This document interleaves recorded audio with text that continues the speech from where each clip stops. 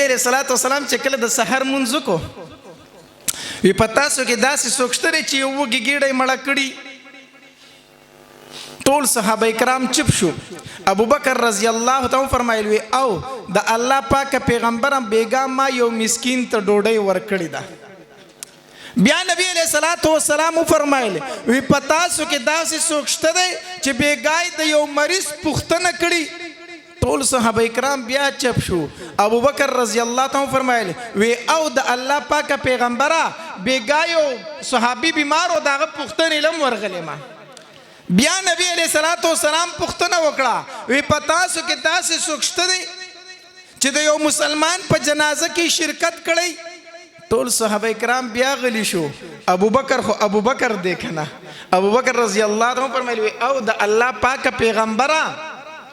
بیگا یو صحابي وفات شو دغه جنازه له هم تلو ما خو د الله پاک پیغمبره چې دا ټول کارونه می وکړل کنه دلته می په یو مسکین ډوډۍ خوروله بیا یو صحابي بیمار او دغه پختنی لورلم بیا یو صحابي وفات شو دغه جنازه لورلم دا ټول کارونه چې می وکړو او کور تراتلم نو ټیم ډیر زیات ما وخت وو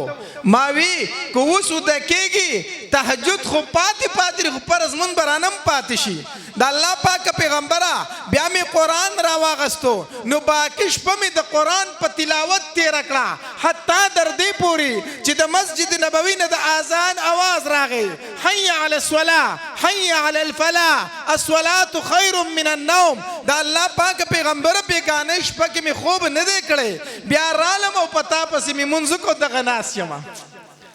نبی علیہ الصلوۃ والسلام ورته فرمایلی ابو بکر خبر دادا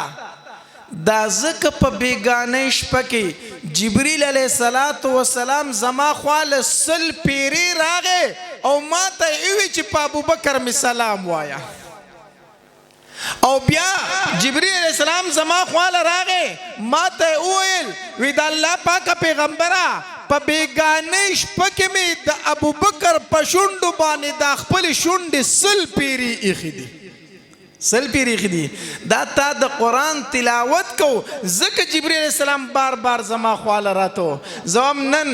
موري پلارا ستا د بچی چې د قرآن تلاوت شروع کی د اسمان نه پرشتي را کوزیږي او د په شونډو باندې خپل شونډې ږدي